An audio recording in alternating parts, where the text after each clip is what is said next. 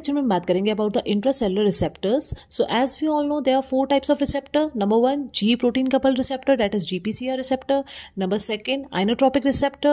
Number 3 enzyme linked receptors, that is those operating via tyrosine kinase or JAK-STAT pathway. And number 4 is intracellular receptors. Okay, so first we will see what is intracellular receptors. So these are also known as cytosolic receptors. Okay, so as the name indicate, that is these receptors are present inside the cell. Intracellular मतलब cell के अंदर, ठीक है, cell and इसके अंदर receptor present है.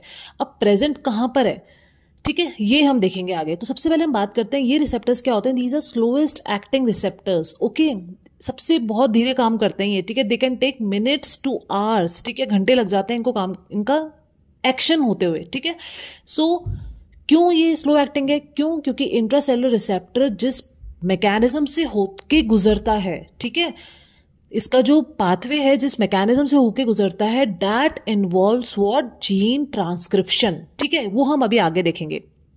तो gene transcription is the step which is involved in the mechanism of intracellular receptor working. Okay, अब gene transcription क्या होता है? This is very slow and long lasting process, ठीक है. So जो भी medications इन रिसेप्टर्स को यूज करके काम करेंगी, वो मेडिकेशंस का स्लो ऑनसेट ऑफ एक्शन होगा लेकिन लॉन्ग लास्टिंग इफेक्ट होगा. क्यों? क्योंकि these are going through what, gene transcription, ठीक है. तो अब बात करते हैं, अगर ये इंट्रासेलुलर है तो इंट्रासेलुलर क्या हो सकता है, सेल के, ये जैसे सेल है, ठीक है, दिस इज सेल मेम्ब्रेन. तो सेल के अंदर क्या होता है, साइटोप्लाज्म होता है, और क्या होता है, न्यूक्लियस. इससे हमें ये पता लगता है ये रिसेप्टर्स कैसे काम करेंगे, या तो साइटोप्लाज्म में काम के थ्रू काम करेंगे, साइटोप्लाज्म में रह के काम करेंगे, या फिर कैसे काम करेंगे, न्यूक्लियस में बैठ के, ठीक है, इनसाइड द न्यूक्लियस में रहकर ये काम करेंगे, या फिर साइटोप्लाज्म में. But as a whole conclusion क्या है, चाहे रिसेप्टर साइटोप्लाज्म में हो या न्यूक्लियस में हो, अल्टीमेटली उनको जाना किस प्रोसेस से है, न्यूक्लियर मैकेनिज्म से ही होके गुजरना है, ठीक है. अगर रिसेप्टर सपोज ये साइटोप्लाज्म है, this is nucleus, this is whole cell membrane, ये साइटोप्लाज्म है, ये न्यूक्लियस है. तो अगर रिसेप्टर साइटोप्लाज्म के थ्रू काम कर रहा है या फिर न्यूक्लियस में ही रह के काम कर रहा है, अल्टीमेटली साइटोप्लाज्म वाले रिसेप्टर्स को भी कहाँ आना है, न्यूक्लियस के अंदर. तो at the end as a whole जो पूरा प्रोसेस है वो कैसे है, it is going through what, nuclear mechanism. That is जो जीन ट्रांसक्रिप्शन हो रहा है वो फाइनल स्टेज क्या है उनका, nuclear mechanism. That's why these receptors are called as what, nuclear receptor super family. अब बात करते हैं कि कौन से रिसेप्टर्स होते हैं, ठीक है. तो देखो, साइटोप्लाज्म में जो रिसेप्टर होते हैं, किसके रिसेप्टर्स होंगे, ग्लूकोकॉर्टिकॉइड्स के होंगे, मिनरलोकॉर्टिकॉइड्स के होंगे, और विटामिन डी का होगा, ठीक है. किस किस के रिसेप्टर्स प्रेजेंट होंगे साइटोप्लाज्म में, ग्लूकोकॉर्टिकॉइड्स, मिनरलोकॉर्टिकॉइड्स और विटामिन डी. अब आप इनको याद कैसे कर सकते हैं, इनका निमोनिक क्या है, glucocorticoid and mineralocorticoid is what, corticosteroid. Okay, तो these two stands for what, C. corticosteroid stands for what, C. and vitamin D, D. तो साइटोप्लाज्म के थ्रू जो काम कर रहे हैं उनका निमोनिक क्या है, CD. ओके, अब बात करते हैं जो न्यूक्लियस में रह के जो रिसेप्टर काम करेंगे वो कौन से हैं, ठीक है. तो वो कौन से हैं, receptors for thyroid hormone. Thyroid hormone के लिए रिसेप्टर्स कौन से होते हैं, T3 T4. T3 T4 क्या है, थायराइड हार्मोन है, उसके लिए रिसेप्टर होता है TR, ठीक है, वो हो गया. फिर क्या है हमारे पास, रेटिनोइक एसिड, ठीक है, विटामिन ए, ठीक है, इसके रिसेप्टर कहाँ होंगे, न्यूक्लियस में. फिर हमारे पास PPAR, peroxisome proliferated activated receptor, PPAR, ठीक है. These are lipid sensor and regulate what, lipid metabolism. Lipid metabolism में काम आता है, वो होता है PPAR, ठीक है. ईस्ट्रोजन, प्रोजेस्टेरॉन, टेस्टोस्टेरॉन, ठीक है, इन सबके रिसेप्टर्स कहाँ होंगे, न्यूक्लियस में. देखो, this is very important, pre PG MCQ ये जरूर पूछा जाता है कि कौन सा रिसेप्टर, किसका रिसेप्टर साइटोप्लाज्म में है और किसका न्यूक्लियस के थ्रू काम करता है, ठीक है. And this can be a bouncer question, ठीक है. क्यों, क्योंकि आप कंफ्यूज हो जाते हो कि किसके रिसेप्टर साइटोप्लाज्म में और किसके nucleus. This is a very favourite question, ठीक है, बहुत इंपॉर्टेंट क्वेश्चन है ये. सो आप कैसे याद कर सकते हैं न्यूक्लियस का, कि न्यूक्लियस में किस किस के रिसेप्टर्स होते हैं. You can remember the mnemonic as PSVT.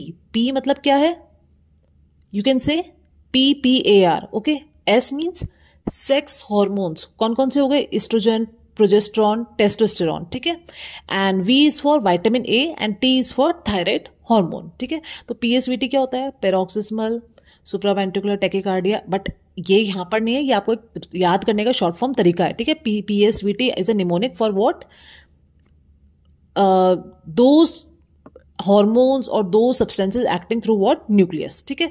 अब हम बात करते हैं ये काम होता कैसे है, ठीक है। तो suppose this is the cell, this is a cell membrane, ठीक है। अब एक इन जनरल वे में हम बात करते हैं तो होता क्या है, कोई भी लाइगेंड, ठीक है, जब भी सेल मेम्ब्रेन के थ्रू एंटर करेगा साइटोप्लाज्म में, ठीक है, तो उसके लिए वहां एक रिसेप्टर होता है जो कि कहाँ प्रेजेंट है, साइटोप्लाज्म में। तो जब लाइगेंड रिसेप्टर के साथ बाइंड कर जाएगा तो ये जो कॉम्प्लेक्स बन रहा है, ये कॉम्प्लेक्स कहाँ ट्रांसलोकेट हो जाएगा, न्यूक्लियस के अंदर। अब न्यूक्लियस के अंदर क्या प्रेजेंट है, डीएनए प्रेजेंट है। तो ये जो कॉम्प्लेक्स बना है ये कहाँ किससे अटैच हो जाएगा, ये डीएनए से अटैच हो जाएगा। किसका, लाइगेंड और रिसेप्टर का जो कॉम्प्लेक्स बना है वो न्यूक्लियस में एंटर करके डीएनए से अटैच हो जाएगा। और फिर यहां पर they will regulate what, gene expression, ठीक है। यहां पर gene expression they will regulate and this will result in protein synthesis, एक या कोई स्पेसिफिक प्रोटीन सिंथेसिस, ठीक है। This is the ultimate mechanism of what, intracellular receptors, how they act, ठीक है। ultimate result is what, specific protein synthesis happens, okay। अब suppose हम example लेके चलते हैं, सबसे पहले साइटोप्लाज्म में ग्लूकोकॉर्टिकॉइड्स, ठीक है। तो ग्लूकोकॉर्टिकॉइड्स कैसे काम करते हैं, देखो ग्लूकोकॉर्टिकॉइड्स के केस में क्या होता है, सपोज ये लाइगेंड की जगह जो लिगेंड है इसकी जगह में हम एग्जांपल लेके चल रहे हैं ग्लूकोकॉर्टिकॉइड सबसे पहले, ठीक है। तो ग्लूकोकॉर्टिकॉइड्स की बहुत ज्यादा एफिनिटी होती है उसके रिसेप्टर के लिए, जो रिसेप्टर कहाँ पे प्रेजेंट है, इनसाइड द सेल, और ग्लूकोकॉर्टिकॉइड कहाँ है, आउटसाइड द सेल प्रेजेंट है, ठीक है। तो इसकी बहुत ज्यादा एफिनिटी है टुवर्ड्स इट्स रिसेप्टर जिसका नाम है ग्लूकोकॉर्टिकॉइड रिसेप्टर। अब ये जो रिसेप्टर प्रेजेंट होता है, ठीक है, अभी तक कॉर्टिकोस्टेरॉइड आया नहीं है, तो ये रिसेप्टर अभी इनिशियल स्टेज में कैसे प्रेजेंट होता है, in addition, in attachment with what, heat shock protein 90, HSP90 protein के साथ, या फिर और अदर कोई और भी प्रोटीन हो उसके साथ ये क्या होता है, ग्लूकोकॉर्टिकॉइड रिसेप्टर अटैच्ड वे में रहता है, ठीक है। यहाँ पर मतलब रिसेप्टर है, रिसेप्टर के साथ HSP90 प्रोटीन या फिर और अदर कोई प्रोटीन अटैच्ड है, ठीक है। अब क्या होगा, जैसे ही ग्लूकोकॉर्टिकॉइड आएगा, ठीक है, जैसे ही ग्लूकोकॉर्टिकॉइड सेल के अंदर एंटर करेगा, क्योंकि इसकी एफिनिटी इसके लिए बहुत ज्यादा है रिसेप्टर के लिए, वैसे ही क्या होगा, ये हीट चॉक जो प्रोटीन था, सपोज कर लो यहाँ पे हीट चॉक प्रोटीन है, ठीक है, ये क्या होगा, यहाँ से डिटैच हो जाएगा और जो ग्लूकोकॉर्टिकॉइड रिसेप्टर है वो क्या बन जाएगा, एक होमोडाइमर कॉम्प्लेक्स के फॉर्म में बन जाएगा। ये एक रिसेप्टर था, ये होमोडाइमर कॉम्प्लेक्स के, होमोडाइमर मतलब इस तरह से, ठीक है, होमोडाइमर कॉम्प्लेक्स के फॉर्म में अटैच हो जाएगा, HSP90 रिमूव हो जाएगा, और क्या अटैच हो जाएगा इनके साथ, जो लिगेंड था वो क्या था, ग्लूकोकॉर्टिकॉइड। तो अब फाइनल कॉम्प्लेक्स क्या बन गया हमारे पास, ग्लूकोकॉर्टिकॉइड, और साथ में क्या है हमारे पास, ग्लूकोकॉर्टिकॉइड रिसेप्टर, ठीक है। ये तो हो गया लिगेंड ग्लूकोकॉर्टिकॉइड, और ये रिसेप्टर है। अब रिसेप्टर किस में हो गया, एक सपोज ये होमोडाइमर, ठीक है, 1 और 2 होमोडाइमर के फॉर्म में हो गया, और जो ऑलरेडी HSP90 अटैच था वो रिमूव हो गया है और ग्लूकोकॉर्टिकॉइड आके बाइंड कर गया है to the homodimer complex of glucocorticoid receptor, ठीक है। इसके बाइंड करने से क्या होगा, ये जो कॉम्प्लेक्स अब ये बाहर बन गया है, बाहर अटैच हो गया है ग्लूकोकॉर्टिकॉइड रिसेप्टर के साथ, जब अटैच्ड हो गया है होमोडाइमर के साथ, अब ये कॉम्प्लेक्स ट्रांसलोकेट करेगा टू व्हाट, न्यूक्लियस। अब न्यूक्लियस में जाके ये क्या करेंगे, या तो ट्रांस एक्टिवेट करेंगे या फिर क्या करेंगे, ट्रांस रिप्रेस करेंगे। मतलब दो काम कर सकते हैं ये, ठीक है, या तो एक्टिवेट कर देंगे, किसी चीज को बढ़ा देंगे या किसी चीज को कम कर देंगे। How, by genes, by binding to glucocorticoid responsive elements, ठीक है। जब भी ये डीएनए में बाइंड करें तो डीएनए में किससे बाइंड कर रहे हैं, ग्लूकोकॉर्टिकॉइड रेस्पॉन्सिव एलिमेंट्स के साथ ये बाइंड करके क्या करेंगे, या तो किसी चीज को बढ़ाएंगे, एक्टिवेट करेंगे प्रोटीन सिंथेसिस, या फिर प्रोटीन सिंथेसिस को क्या करेंगे, ये डिप्रेस कर देंगे। जो भी इनका एक ओवरऑल आप फार्माकोलॉजिकल एक्शन पढ़ते हैं उसमें में ये एक्ट करेंगे, ठीक है। अब क्या हो रहा है, तो this will result in what, alteration in gene transcription which leads to change. अब चेंज क्या हो सकता है, या तो इंक्रीज या decrease in desired protein expression, ठीक है। सो इस तरह से ग्लूकोकॉर्टिकॉइड्स काम करते हैं बाय फॉर्मिंग अ होमोडाइमर कॉम्प्लेक्स, ये कंसेप्ट ध्यान रखिएगा, ठीक है। उसके बाद हम बात करते हैं कि न्यूक्लियस से कैसे काम करते हैं, ठीक है। तो जो रिसेप्टर्स न्यूक्लियस में ऑलरेडी, अब ये तो क्या था, साइटोप्लाज्म में था, फिर ये होमोडाइमर बनके न्यूक्लियस में ट्रांसलोकेट हो रहा है। अब क्या हो रहा है, हमारे पास ऑलरेडी न्यूक्लियस में रिसेप्टर्स प्रेजेंट है, तो वो क्या करेंगे, जो न्यूक्लियस में रिसेप्टर प्रेजेंट है वो हेट्रोडाइमर के जैसे काम करेंगे, ठीक है, हेट्रोडाइमर के फॉर्म में अटैच होंगे, किसके साथ, रेटिनॉइड एक्स रिसेप्टर RXR, ठीक है। तो जो भी ये रिसेप्टर्स है, सपोज थायराइड हार्मोन के लिए रिसेप्टर है TR, ठीक है, तो TR को किससे अटैच होना पड़ेगा, सबसे पहले रेटिनॉइड एक्स रिसेप्टर RXR के साथ, ठीक है। मतलब RXR acts as a what, obligate dimer, obligate dimer मतलब कोई भी रिसेप्टर हो, ठीक है।